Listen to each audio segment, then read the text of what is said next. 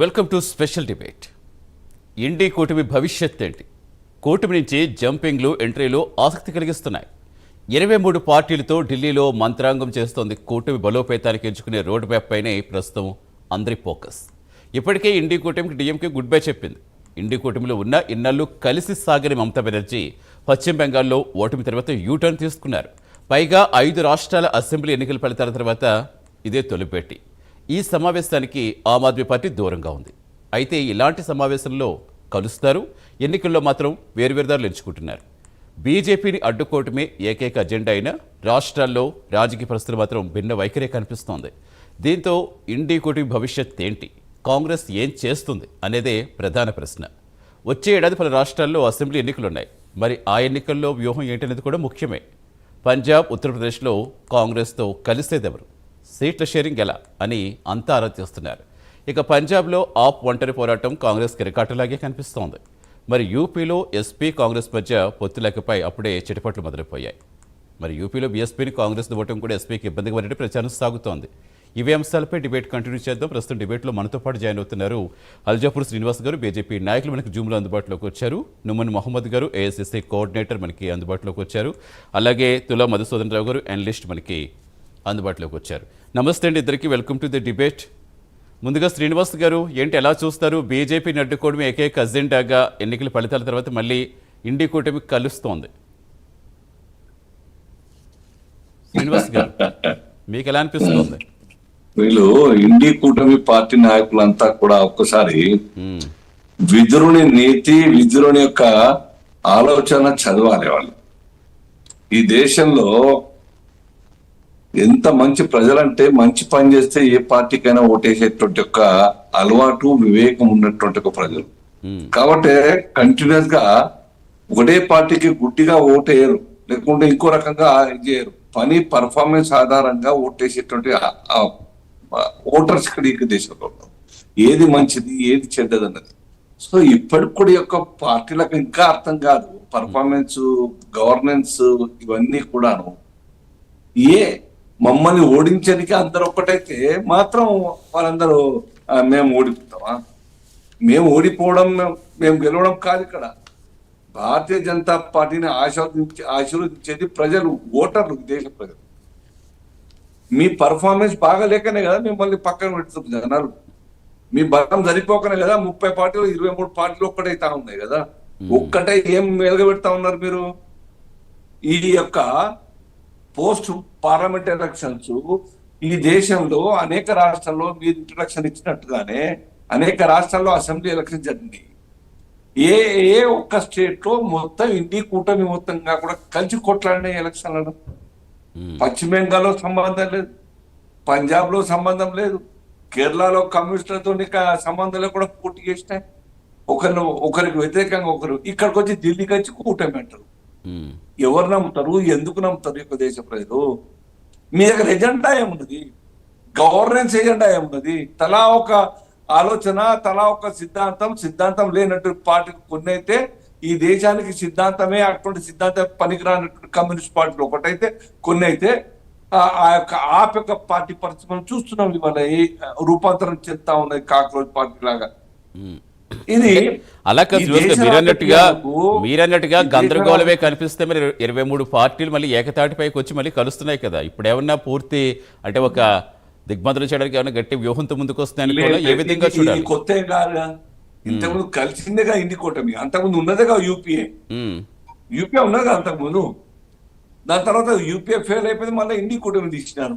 ఆ పేరు మీద ఈ దేశ రాజకీయాల్లో మార్పు వస్తుంది, మా బలాన్ని, మా కూటమికి బలం పెరుగుతున్న ఆశతోని INDI పెట్టినారు.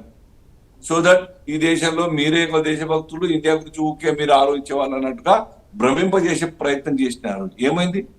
ఎందుకు రాలేదు ఓట్లు? ఎందుకు రాలేదు సీట్లు? ఎందుకు పెరగలేదు సీట్లు? మీరు ఎన్ని రకాల అబద్ధాలు ఆడి బీజేపీని ఓడించే ప్రయత్నం చేసినారో ఆ యొక్క తాత్కాలిక కొద్దిమంది ప్రజలు, పేద ప్రాంతాల్లో ఉన్న వాళ్ళు ఆశలు పడ్డారు. పాపం ఆశలు పడి బీజేపీ వస్తే, మూడోసారి వస్తే రాజ్యాంగం మారుస్తుంది, లేదంటే రిజర్వేషన్ తీసేస్తుందని చెప్పేసి ఇక్కడి తెలంగాణ ముఖ్యమంత్రి ఆ యొక్క ఫాల్స్ నెరేటివ్ తయారు చేసి దేశంలో మొత్తం అన్ని రాష్ట్రాల్లో ఈ యొక్క కూటమి ఆ పక్షాలన్నీ కూడా అందుకుని మమ్మల్ని బదనాం చేసే ప్రయత్నం చేస్తారు. ఏమైంది? మళ్ళా మేము 240 గెలిచినామే. దాని తర్వాత మా యొక్క పొత్తుల పార్టీ గెలిచినాయి, అధికారానికి వచ్చినామే. మీరు గెలిచిందా? అంటే ఒక అబద్ధాన్ని ఒకసారి 2 సార్లు నమ్మించే ప్రయత్నం చేయగలుగుతారు మీరు, లేకుంటే నానా పులి వచ్చేలాగా చేస్తారు మూడోసారి చేస్తే. కాబట్టి ఇప్పటికైనా కానీ మీరు చాలా రెస్ట్ తీసుకోవాల్సిన టైం ఆసనమైంది. మొన్న పశ్చిమ బెంగాల్ చూసినాం. పశ్చిమ బెంగాల్ సాక్షాత్తు రాహుల్ గాంధీ గారు పోయి మాట్లాడారు. తప్పు చేసింది ఆమె యొక్క ఆమె డెమోక్రటిక్ సిస్టంలో నడవలేదు, ఆమె పరిపాలన, కాబట్టి ఇక్కడ వాతావరణం బాగాలేదు, ఆమె పరిపాలన బాగాలేదని చెప్పేసి వారు చెప్పినారు. సోనియా గాంధీ గారు రాదే మాట్లాడినారు. స్వయాన సొంత ఇండి కూటమి పార్టీయే టిఎంసి ఒకరొకరు కలవలే, ఒకరొకరు వ్యతిరేకంగా కొట్లాడుతున్నారు. కమ్యూనిస్ట్ కూడా అదే పరిస్థితి. ఇండి కూటమినే. అది ప్రత్యక్ష ఉదాహరణ కాదా? కేరళ ప్రత్యక్ష ఉదాహరణ కాదా? రేపు చూడండి మళ్ళీ మీరు పంజాబ్ లో ఏం జరుగుతుంది. పంజాబ్ లో ఎక్కువ పార్టీలు లేవు కదా. ఆమ్ ఆద్మీ పార్టీ, కాంగ్రెస్ పార్టీ కలిసి పోటీ చేస్తాయి అక్కడ. ఇవన్నీ కూడా భిన్న ధృవాలు, భిన్న ఆలోచనలు, భిన్నమైన మనస్తత్వాలు. మోర్ ఓవర్ గవర్నెన్స్ యొక్క పర్ఫార్మెన్స్ యొక్క ల్యాకింగ్ వీళ్ళ దగ్గర లేదు. ఆ కెపాసిటీస్ లేవు. స్వార్థం కోసం ఆలోచిస్తారు, కుటుంబం కోసం ఆలోచిస్తారు, లేకుంటే అప్పీజ్మెంట్ పేరు మీద ఓటు పొందాలి, ముస్లిం ఓటు పొందాలి, ఈ యొక్క సంతుష్టికరణ ఆలోచన. ఇవన్నిటిని ఈ దేశ ప్రజలందరూ తిరస్కరించినారు. ధనమే మొత్తంగా కూడా సంపాదించుకునే లక్ష్యంగా పెట్టుకుని ఎక్కడెక్కడ దాస్తురు మనం చూస్తున్నాం. ఏ రకంగా పశ్చిమ బెంగాల్లో బెడ్రూమ్లలో కానీ పొలాల్లో తోటలలో బయటకు వస్తున్న నోట్లు చూస్తున్నాం. కట్మని వాపస్ ఇస్తా ఉన్నారు అక్కడ. నమస్తే అండి. మీకేమనిపిస్తుంది మధుసూదన్ రావు గారు, జరుగుతున్న పరిణామాలు చూస్తుంటే? ఇప్పుడు కేవలం అది అవకాశవాద కూటమే కానీ ఐక్యతా కూటమి కాదని బీజేపీ చెప్తోంది. బీజేపీ చెప్తుంటే అలాగే అనిపిస్తోంది. ఎందుకంటే మమతా బెనర్జీ ముందు చూస్తాం కాంగ్రెస్తో కలవలేదు, ఇప్పుడు ఇండియా కూటమికి హాజరవుతున్నారు. మరోవైపు ఆమ్ ఆద్మీ పార్టీ అనేది అరవింద్ కేజ్రీవాల్ కలిశారు, బట్ అక్కడ అరవింద్ కేజ్రీవాల్ మళ్ళీ ఇండియా కూటమికి హాజరు కావట్లేదు. ఇవన్నీ చూస్తుంటే మీ అనాలిసిస్ ఏంటి? ప్యానెల్ పెద్దలకి, అల్జాపూర్ సేన్ అన్నకి నమస్తే. చెప్పండి. ఇవాళ ఢిల్లీలో పెట్టినటువంటి ఎన్డీఏ మీటింగ్ ఏదైతుందో అది సక్రమంగా జరగలేదు. అంటే అనుకున్న రీతిలో, ఆశించిన రీతిలో ఆ కూటమికి సంబంధించినటువంటి అన్ని పార్టీలు రాలేదు. 23 పార్టీలు మాత్రమే కేవలం అందులో ఇన్వాల్వ్ అయినాయి. ఇప్పుడు తమిళనాడు సంబంధించిన డిఎంకే మొన్నటి వరకు కూడా కలిసి పోటీ చేసింది అక్కడ తమిళనాడులో, కాంగ్రెస్ అండ్ డిఎంకే. కాంగ్రెస్ పై టీవీకే తోటి చేరిన తర్వాత డిఎంకే పార్టీ ఇవాళ మీటింగ్ రాలేదు. అదేవిధంగా ఆప్ పార్టీ రాలేదు. అంటే ఈ 2 పార్టీలు ఇవాళ వెళ్ళిపోయినాయి. దాని మీద విశ్వసనీయత, ఇవాళ ఇండి కూటమి మీద విశ్వసనీయత వాళ్ళ దాంట్లో వాళ్ళకే ఇవాళ ఏకాభిప్రాయ అనేది లేకుండా పోయింది. ప్రజలు కూడా వాళ్ళని నమ్మేటువంటి పరిస్థితిలో లేరు. కాబట్టి ఇవాళ తృణమూల్ కాంగ్రెస్ సంబంధించి చూద్దాం. తృణమూల్ కాంగ్రెస్ ఇప్పుడు అన్న సీనన్న చెప్పిండ్రు అక్కడ మొన్న ఎలక్షన్స్ లో విడిపోయి కొట్లాడారు. అంటే కూటమి అయిన తర్వాత ఇప్పుడు బీజేపీ ఎన్డీఏ అలయన్స్ లో ఉంది. బీజేపీ ఎన్డీఏ అలయన్స్ ఉన్నాయంటే చంద్రబాబు, పవన్ కళ్యాణ్, బీజేపీ 3 కలిసి పోటీ చేస్తున్నాయి. రేపు ఎక్కడ అలయన్స్ వచ్చినా కూడా కలిసే ఉంటాయి, కొట్లాడాయి. అదే విధంగా ఇండియా కూటమిలో ఆ విధమైనటువంటి పరిస్థితి లేదు. అక్కడ భిన్నమైనటువంటి పరిస్థితి కనబడతా ఉన్నది మనకు. అంటే వాళ్ళ కేరళలో ఒక రకంగా ఉంది, పశ్చిమ బెంగాల్లో ఒక రకంగా ఉన్నది, తమిళనాడులో మొన్నడ కలిసి ఉన్నారు. గెలిచిన తర్వాత మళ్ళీ ప్రత్యర్థి పార్టీ అయిన టీవీకే తోటి వెళ్ళిపోయారు. కాబట్టి దాని విశ్వసనీయత లేదు. వాళ్ళు రాజకీయంగా కూడా ప్రతిపక్ష పాత్ర పార్లమెంట్ లో పోషించేటువంటి సందర్భంలో కూడా ఇండియా కూటమి సరైనటువంటి రీతిలో ప్రతిపక్ష పాత్ర కూడా పోషించడంలో పూర్తిగా విఫలమైంది. వాళ్ళకు ఒక విదేశాంగ విధానం లేదు. ఈ దేశం గురించి ఏ విధంగా ముందుకు పోవాలి, దేశానికి సంబంధించినటువంటి నిర్ణయాలు తీసుకునే దాంట్లో ఆర్థికంగా దేశం బలపడటానికి సంబంధించినటువంటి విషయాలు ఎక్కడ కూడా ఒక బలమైనటువంటి ఆలోచన వాళ్ళ దగ్గర లేకుండా పోయింది. అసలు ఆ కూటమికి సంబంధించినటువంటి సందర్భంలో ఇవాళ ఇండియా కూటమి ఉన్నాయంటే దేశ ప్రధానిగా ఎవరిని పెట్టాలని ఎలక్షన్స్ వచ్చినప్పుడు నరేంద్ర మోడీ గారిని ప్రధానమంత్రిగా ఫోకస్ చేసిరు. 3 టర్ములు తనే నరేంద్ర మోడీ ప్రధానమంత్రిగా ఉన్నారు. మరి ఇండియా కూటమిలో మరి ప్రధానమంత్రి అభ్యర్థి ఎవరు? ఇప్పటి వరకు కూడా డిక్లేర్ అయ్యే వాళ్ళు. అంటే వాళ్ళ రాహుల్ గాంధీ ఉంటాడా, మరి ఎవరు ఉంటారు అనేది ఇప్పటివరకు ఆ కూటమికి స్పష్టత లేదు. స్పష్టత లేనటువంటి ఇండియా కూటమిని ప్రజలు నమ్మేటువంటి పరిస్థితిలో లేరు. కాబట్టి ఆ కూటమి ఫస్ట్ విశ్వసనీయతకి వాళ్ళంతా కూడా ఆ టీం ఏదైతే ఉన్నదో ఆ కలగూర గంప వాళ్ళు అన్ని ఒక్కకాడ ప్రాంతీయ పార్టీలు ఇవాళ జాతీయ స్థాయిలో వచ్చి కలుస్తా ఉన్నాయి. మళ్ళీ ప్రాంతీయ స్థాయిలో వెళ్ళేసరికి, రాష్ట్రాల స్థాయికి పోయేసరికి మళ్ళీ జాతీయ పార్టీలు ప్రాంతీయ పార్టీలు విభేదంగా వాళ్ళే మధ్య వర్గ పోరు జరుగుతూ ఉన్నది. కాబట్టి దానికి విశ్వసనీయత లేదు. ఇది సరైనటువంటి పద్ధతిలో పోతున్నారు. కేవలము ఎన్డీఏ ఏదైతుందో భాజపా ప్రభుత్వాన్ని, భారతీయ జనతా పార్టీని, ఎన్డీఏని విమర్శించడానికి మాత్రమే తయారైనటువంటి కూటమిగా ఉన్నది. కానీ అదొక సాధికారిక కమిటీ లాగా అయితే దేశాన్ని ముందు నడిపించేటువంటి స్థితిలో లేదు. కేవలం భారతీయ జనతా పార్టీని దాన్ని వ్యతిరేకించడానికి తయారైనటువంటి కూటమిగానే భావించాలి తప్ప ఇది ఏదో దేశానికి దిశా నిర్దేశనం చేసి ఒక మంచి ఒక పాలసీలను తీసుకొచ్చి ముందుకు నడిపించేటువంటి విధానంలో ఇండియా కూటమి అయితే పోతలేదు. కాబట్టి అది భవిష్యత్తులో ముందుకు పోయేటువంటి పరిస్థితి కూడా లేదు. దాంట్లో జరిగిన తీర్మానాలను కూడా అబ్జర్వ్ చేసినట్టయితే కేవలం 2029 ఎలక్షన్స్ రాబోతున్నాయి కాబట్టి దాంట్లో మనం ఏ పాత్ర పోషించాలి అనే అంశం మీదనే పెద్ద చర్చ జరిగినట్టుగా కనబడుతున్నది. అంటే ఎన్నికలు వస్తున్నటువంటి సందర్భంలో మాత్రమే ఈ కూటమి ఈ పార్ట్నర్స్ అంతా కూడా కలుస్తారు. ఎన్నికలు అయిపోయిన తర్వాత మళ్ళీ ఎవరికి వాళ్ళే యమునా తీరే అన్నట్టుగా మళ్ళీ ఎవరి పనిలో వాళ్ళు జారుకుంటారు. ఈ దేశం సంబంధించి కానీ పార్లమెంట్ లో జరుగుతున్నటువంటి చర్చల సంబంధంలో కూడా ఒకరికొకరు పొందలు లేకుండా వాళ్ళు పార్లమెంట్ లో మాట్లాడుతూ ఉంటారు. మహమ్మద్ గారు జారీ అడుగుదాం. మధుసూదన్ గారు మహమ్మద్ గారు వాయిస్ కూడా తీసుకుందాం. ఎస్, నమస్తే మహమ్మద్ గారు. నమస్కారం. మహమ్మద్ గారు, ఏంటి అసలు కన్ఫ్యూజన్ ఏంటి? 5 రాష్ట్రాల ఎన్నికల తర్వాత ఇండి కూటమి కలుస్తుంది. కొంతమంది కలిసి వస్తూ ఉంటారు, కొంతమంది కలిసి రావట్లేదు. కానీ అందరూ బీజేపీ మీద పోరాడతామని చెప్తున్నారు. ఎందుకు ఇలా ఢిల్లీలో కలుస్తున్నారు? మళ్ళీ క్షేత్రస్థాయిలోకి వెళ్ళేటప్పటికేమో ఎవరికి వారు యమునా తీరే అయిపోతున్నారు. ఇది ఐక్యతా కూటమిలా లేదు, అవకాశవాద కూటమిలా మారుతుంది అనే విమర్శలకు మీరేం అనుసరిస్తారు?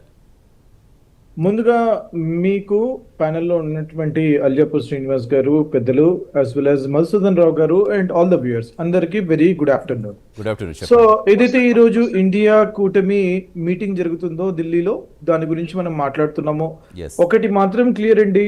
ఇండియా కూటమి అనేది కాన్స్టిట్యూషన్ ని కాపాడడానికి, సంరక్షించడానికి, దేశంలో ప్రజాస్వామ్యాన్ని కాపాడడానికి ముందుకు వెళ్తున్నటువంటి ఒక కూటమి. ద ఫౌండేషన్ ఏదైతే మనం ఫౌండేషన్ అని చెప్పేసి తీసుకుని వారు ఇందాక చెప్పినట్టు UPA 1 UPA 2 ఏదైతే ఉండేదో దానికి అనుగుణంగా ఈరోజు ఇండియా కూటమి అని చెప్పేసి ముందుకు తీసుకువచ్చేసేసి 2024 ఎలక్షన్స్ కంటే ముందు ఈ యొక్క అలయన్స్ ఫామ్ చేయడం జరిగింది. ఈ రోజు దాని తర్వాత అసెంబ్లీ ఎలక్షన్స్ దాదాపు 8 స్టేట్స్ లో ఎలక్షన్స్ జరిగాయండి. బీహార్, హర్యానా, మహారాష్ట్ర, మొన్న జరిగినటువంటి 5 రాష్ట్రాలు, మొత్తం 8 స్టేట్స్ లో ఎలక్షన్స్ జరిగినా సరే అక్కడ ఉన్నటువంటి డిఫరెన్సెస్ వల్ల అక్కడ ఆమ్ ఆద్మీ పార్టీ కానివ్వండి, వెస్ట్ బెంగాల్లో తృణమూల్ కాంగ్రెస్ కానివ్వండి, వారు ఇండిపెండెంట్ గా పోటీ చేయడం, కలెక్టివ్ గా క్షేత్రస్థాయిలో పోటీ చేయకపోవడం వల్ల నష్టం జరుగుతుందని చెప్పేసి వారు ఆలోచన చేసుకుని ఈ రోజు మమతా బెనర్జీ గారు వెస్ట్ బెంగాల్లో ఏ రకంగా అయితే వారి యొక్క ఎంపీల మీద దాడి జరుగుతుందో మనం చూస్తున్నాము. లైవ్ గా ఓపెన్ గా మనం చూస్తున్నాము. డే లైట్ లో, బ్రాడ్ డే లైట్ లో మనం ఏ రకంగా అయితే వారి యొక్క ఎంపీల మీద దాడి చేశారో, కళ్యాణ్ బెనర్జీ కానివ్వండి, అదే రకంగా వారి యొక్క ఎంపీ అయినటువంటి తృణమూల్ కాంగ్రెస్ లో మనం చూసాము. ఇద్దరి మీద ఏ రకంగా అయితే దాడి చేశారో, అదే వారి దగ్గర సెక్యూరిటీ లేకపోతే వారు చనిపోయేవారండి. ఆ రకంగా బీజేపీ పార్టీ వారి మీద భౌతిక దాడులకి పాల్పడుతుంది. ప్రజాస్వామ్యం అనేది ఈ రోజు భారతదేశంలో ఎవరైతే open freedom of speech and expression ఉంటుందో ఆర్టికల్ 19 అనుగుణంగా వాటిని ఎక్సర్సైజ్ చేయలేకపోతున్నారు. అందువలన ఈ రోజు అత్యంత ప్రమాదకరంగా భారతదేశంలో ఉన్నాయి. కాబట్టి unemployment, highest unemployment in India, almost 32% for the age group 24 to 35. This is going to be the peak. Inflation high, dollar rate high, unemployment high. ఈ రకంగా ఉండడం వల్ల, ఇన్ని ఇబ్బందులు ఉండడం వల్ల ఈ రోజు మనం కలెక్టివ్ గా పోట్లాడితే కానీ మనం విద్యలో మనం చూసుకుంటే 23 lakh స్టూడెంట్స్ అండి, 22.79 lakh స్టూడెంట్స్, వారి యొక్క ఫ్యామిలీస్, వారు ఎవరైతే లాంగ్ టర్మ్ కి వెళ్ళినటువంటి విద్యార్థులు రెండోసార్లు మూడోసార్లు తీసుకుని డాక్టర్ చేయాలనే ఉద్దేశంతో చిన్ననాటి నుంచి వారికి ఒక కలగా ఉంటుందండి. అటువంటి వారు middle class and lower middle class వారు చాలా మంది తీవ్ర ఇబ్బందుల్లో పడుతున్నారు. వాటిని కాపాడడానికి ఈ రోజు ప్రతిపక్షం అందరూ ఏకమై ఈ రోజు ఒక మీటింగ్ జరగడం జరిగింది.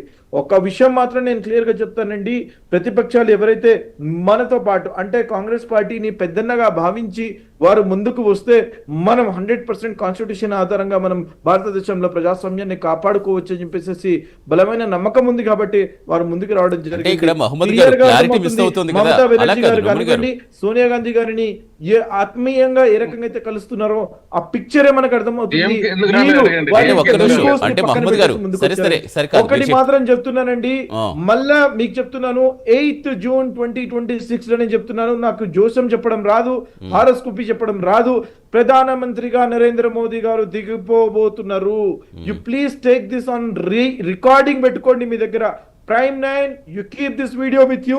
8th June 2026, I am making a statement here. Prime Minister Narendra Modi Garu is going to step down as the Prime Minister of India. There will be a new Prime Minister coming up in the year 2026. You record this, I am telling you on record చెప్తున్నాను నేను. Definite గా జరిగితే మళ్ళీ మీతో debate చేద్దాం. శ్రీనివాస్ గారు ఏం చెప్తారు దానికి? శ్రీనివాస్ గారు 2026 లోనే మోదీ గారు దిగిపోతున్నారట, ఏంటి ఎవరిని పెడుతున్నారు, ఏమవుతోంది? మళ్ళీ ఎవరు ఎక్కుతారో చెప్తలేరు తను. ఓకే, 2026 మంచి క్వశ్చన్ అడిగారు. అంటే మీరు ఒప్పుకుంటున్నారు వారు దిగబోతున్నారని? వాతావరణం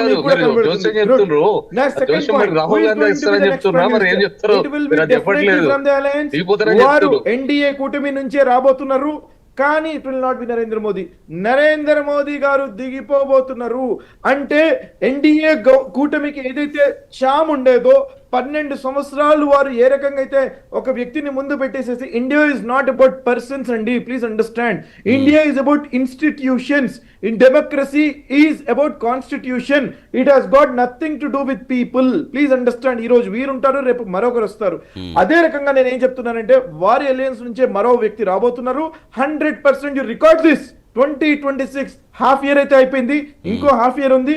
రాబోయే నేను చాలా రోజులు అని చెప్తున్నానండి. It is not going to be weeks, it's not going to be months. Prime minister Narendra Modi గారు is going to tender his resignation. కాదు, అంత కాన్ఫిడెంట్ గా ఎలా చెప్తున్నారు? దానికి కూడా క్లారిటీ ఇవ్వండి. ప్రెజెంట్ ఏం జరుగుతుంది అలా ఒకటి ఏదో అలిగేషన్ చేయడం, ఏదో ఆరోపించడం కాదు మహమ్మద్ గారు. ఇప్పుడు మీ కూటమిలోనే చూసుకుంటే ఇప్పుడు వాళ్ళు ఆరోపించినట్టుగా అసలు క్లారిటీ మిస్ అవుతుందని పూర్తిగా చెప్తున్నారు. దేనికి కలుస్తున్నారు? మళ్ళీ రాష్ట్రాలు అందరి మోటివ్ ఒకటే, అందరూ బీజేపీని ఎదుర్కోవాలి, ఎన్డీఏ కూటమిని ఎదుర్కోవాలి. మీరు చెప్తున్నారు ఏదో రాజ్యాంగంపై దాడి చేస్తారు, దర్యాప్తు సంస్థ వినియోగం చేస్తున్నారు, నిరుద్యోగం, ద్రవ్యోల్బణం, ఇలా అనేక అంశాలపై పోరాడుతున్నామని చెప్తున్నారు. కానీ ఆ పోరాటం మరి క్షేత్రస్థాయిలో కూడా వర్కౌట్ అవ్వకుండా ఇక్కడ మీకు ఢిల్లీలో జస్ట్ ఒక మీటింగ్తో చేస్తే సరిపోతుందా? ఇప్పుడు తమిళనాడులో చూసాం డిఎంకే ఓపెన్ గానే చెప్పింది, ద్రోహం చేసింది కాంగ్రెస్ పార్టీ, మేము కలవమని చెప్తోంది. మరోవైపు ఆమ్ ఆద్మీ పార్టీ అక్కడ చూస్తాం, మేము కలవమని చెప్తోంది. ఇక్కడ మమతా బెనర్జీ వెళ్ళి ఆమ్ ఆద్మీ పార్టీ నేతలు కలిశారు, బట్ ఆవిడ మళ్ళీ పశ్చిమ బెంగాల్లో కలవలేదు, ఢిల్లీలో కలిస్తారు. ఇలా ప్రజలకి ఒక మొత్తం కన్ఫ్యూజన్ క్రియేట్ అవుతుంది, కానీ క్లారిటీ ఎక్కడైనా వస్తుందా? అగ్రీ 100%. నేను మీ మాటతో నేను ఏకీభవిస్తున్నాను, దాంట్లో ఎటువంటి డౌట్ లేదు. మమతా బెనర్జీ గారిని ఈరోజు పార్టీ రెండుగా చీల్చడానికి వారు ప్రయత్నిస్తున్నారు కాబట్టి వారికి అర్థమైపోయింది పెద్దన్న దగ్గరికి పోవాల్సిన అవసరం నాకుంది. నా అంతటి వారి యొక్క ఈగోస్ ఉండడం వల్ల వారు దూరంగా ఉండేవారు. ఈరోజు వారికి కూడా అర్థమైపోయింది కాంగ్రెస్ పార్టీ దగ్గరికి వెళ్తేనే మాకు మనుగడనే ఉంటుంది, మా ఎగ్జిస్టెన్సే ప్రశ్నార్థకంలో వచ్చింది, కాబట్టి మేము తప్పకుండా కాంగ్రెస్ పార్టీ దగ్గరికి వెళ్ళాలని చెప్పేసి రావడం జరిగింది. నేను అదే అంటున్నానండి, మీ ద్వారా ఈగోస్ ని పక్కన పెట్టాల్సిన అవసరం ఉంటుంది. పెద్దన్న పాత్రగా కాంగ్రెస్ పార్టీ పోషించబోతున్నది. ప్రతి ఒక్కరు గ్రౌండ్ లో పోట్లాడడానికి ముందుకు వెళ్దాం. అదే రకంగా ఒక ప్రణాళికతో ముందుకు వెళ్తున్నారు. 100% under the leadership of Rahul Gandhi గారు we are going to defeat the NDA government in the upcoming days. In the general parliament elections, whenever it comes, we are going to teach them a lesson. 100% మళ్ళీ మీరు రాసి పెట్టుకోండి, ఈ government ఏదైతే Modi government ఉందో ఇది దిగిపోబోతున్నది. Golden days are going to come for India. వీరు దేశాన్ని మాత్రం చాలా అర్థం కాలేదు. మోదీ మారుతున్నారా, మొత్తం గవర్నమెంట్ దిగిపోతుందా? No, see, sooner it's going to be Modi. Eventually it's going to be completely NDA wash out అయిపోతుంది. ప్రస్తుతానికి మాత్రం మోదీ గారు is going to go home. You take this on record అంటున్నాను కదా, నేను ఓన్లీ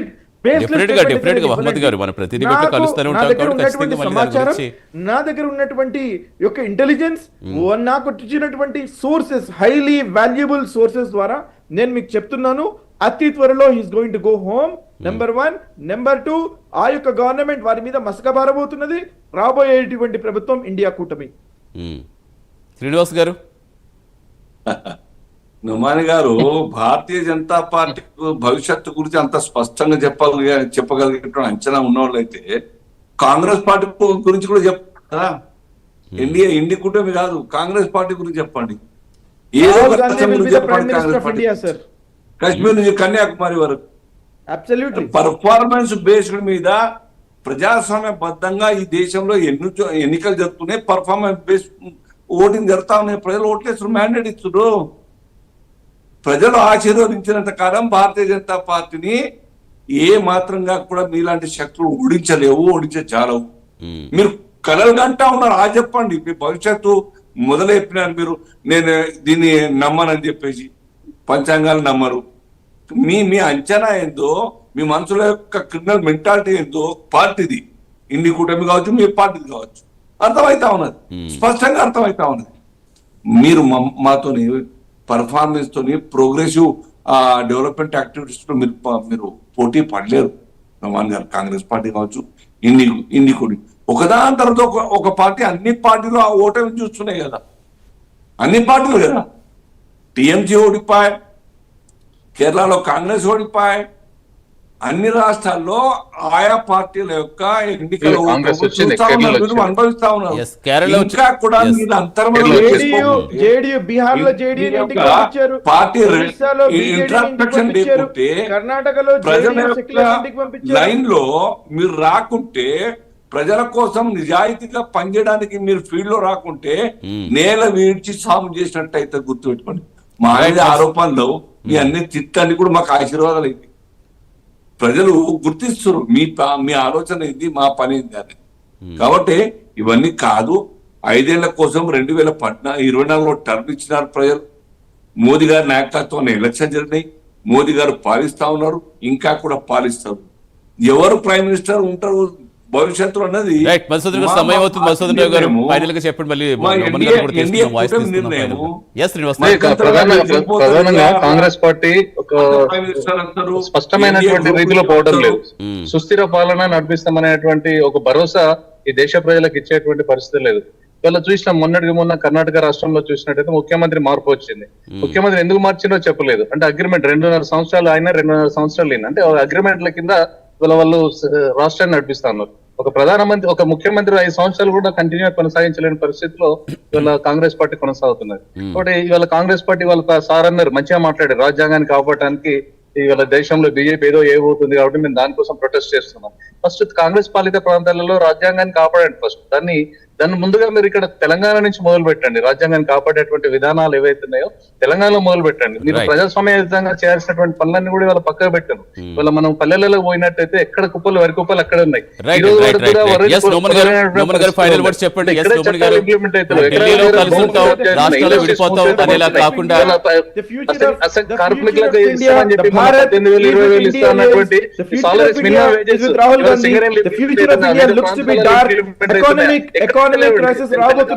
ఎకానమిక్ సునామీ రాబోతున్నది. వీటన్నిటికీ కారణం బీజేపీ పార్టీ. ఐక్యంగా పోరాడితే దాని రిజల్ట్ కనిపిస్తుంది. కాదు ఢిల్లీలో కలుస్తుంటాం, రాష్ట్రాలు విడిపోతామంటే మళ్ళీ అది మొత్తం డైలమాలాగా కనిపిస్తుంది కదా. నమ్మన్ గారు ఎక్స్పెక్ట్ చేద్దాం, ఖచ్చితంగా ఈసారి గట్టిగా పోరాడుతుందేమో. ఎస్, థ్యాంక్ యూ శ్రీనివాస్ గారు, థ్యాంక్ యూ మసూద్ గారు, thanks for joining in debate అండి. ఇది ఇవాళ స్పెషల్ డిబేట్. నమస్తే.